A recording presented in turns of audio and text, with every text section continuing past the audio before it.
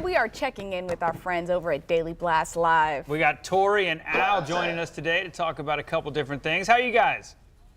How are you doing? Good. Happy Monday. That's Yeah, right. That's happy right. Monday. Like that.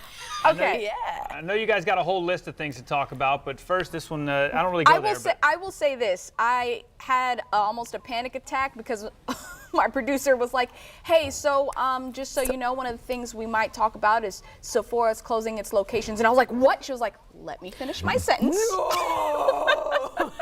It's okay. It's okay. It's like our shrine. I know. Yeah, they are closing down because unfortunately SZA experienced somewhat of a racial profiling and called out not only the store number, but the actual manager's name, Sandy, on social media. She got security called on her, and they are closing their locations to address it. And they're doing the Howard Schultz Starbucks. Let's talk about not being racist anymore. Yeah, I think this is a different situation than what we saw at Starbucks, though. Just I want you guys to know that I don't have a deep relationship with Sephora. What? I know, shocking. I'll give you guys a second to pick your jaw up off the table. No, we were just in the makeup room getting dressed so we look pretty, and we're talking to our makeup staff, our wonderful makeup stylist Jure, who has a long history with Sephora. He makes his living in makeup.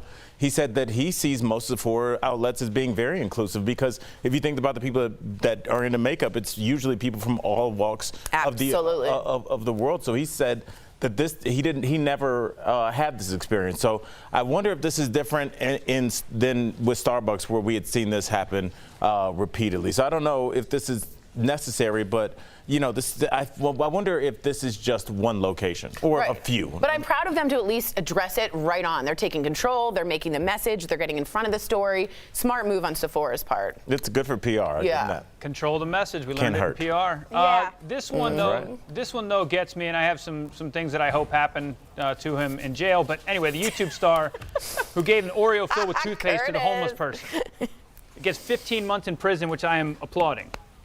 I honestly think he could have used a little more time. What about you guys? Well, more time. Dang, guys. you guys are rough. Yeah, you guys are like. We're in the South. Game Don't of forget Thrones. that. Put them in the gulag. Look, I mean, it's a year and a half of your life for being a jerk. This guy's a jerk. The people that follow him are jerks. They're people that like to see harm committed, atrocities committed to people that can't defend themselves. And should that be punished? Yes. I think the biggest punishment is him having to be him. Yeah. The real issue is 1 in 4 people that are incarcerated in the world are incarcerated in this country. I know this is happening in Spain, but I think this can be a rule that I don't know if jail is the punishment for everything. Well, I think what's interesting, it went against the Spanish law of the moral integrity of the homeless man, and I think that's a wonderful law. I love that. I don't know how well you enforce it, but the man said he felt so violated and ended up in a mental institution. So bravo for the $22,000 fine he's also facing. I'm with that. Yeah. No, it's good stuff. Hopefully it gets double stuffed in jail. We'll see.